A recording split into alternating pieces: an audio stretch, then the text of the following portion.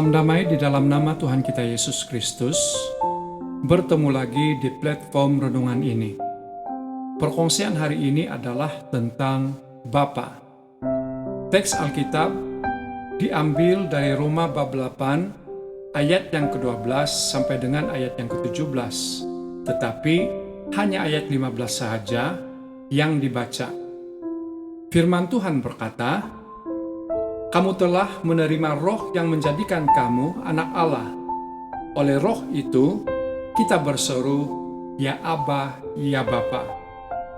Demikianlah firman Tuhan. Mari kita berdoa. Bapa, terima kasih untuk hari yang indah ini. Kami sangat bersyukur untuk anugerah yang Engkau nyatakan dalam hidup kami. Kiranya kami dapat memanfaatkan peluang ini dengan sebaiknya untuk kemuliaan-Mu. Kami akan merenungkan firman-Mu, berbicaralah Tuhan, dan kami akan mendengar. Di dalam nama-Mu, kami berdoa. Amin. Saudaraku di dalam Tuhan, Balkisek menulis kisah hidupnya dalam buku I Dare to Call Him Father. Dalam tulisannya, dia berkata, "Saya tiba-tiba menyadari bahwa dia mendengarku, sama seperti Bapakku di dunia mendengarkanku. Tiba-tiba, saya merasa ada orang lain yang hadir di situ. Dia ada di situ. Saya dapat merasakan hadiratnya. Saya merasa seperti gadis kecil yang duduk di pangkuan bapaknya." Demikian dia menulis. Kenyataan bahwa dia dapat memanggil Allah dengan sebutan Bapa membawa Balkis merasakan kasih-Nya yang luar biasa. Saudara, Rasul Paulus dalam suratnya kepada jemaat di Roma juga menjelaskan betapa luar biasanya hal ini. Dia menulis bahwa para pengikut Kristus yang dipimpin oleh Roh Allah adalah anak-anak Allah. Dan sebagai anak, kita dapat memanggilnya dengan sebutan Bapa. Perhatikanlah berkat Bapa bagi anak-anaknya.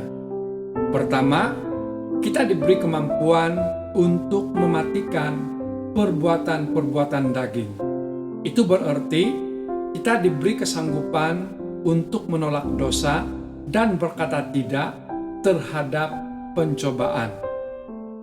Kedua, kita tidak lagi menerima roh perhambaan yang menyebabkan kita takut. Dan ketiga, kita adalah ahli waris janji-janji Allah. Maksudnya, berkat-berkat yang hebat dari Bapa yang hebat. Saudaraku di dalam Tuhan, adakah kita menyadari bahwa kita ada Bapa di surga yang mewarnai hidup kita setiap hari? Biasanya, kita mengalah pada dosa, hidup dalam ketakutan, dan khawatir hidup di dunia.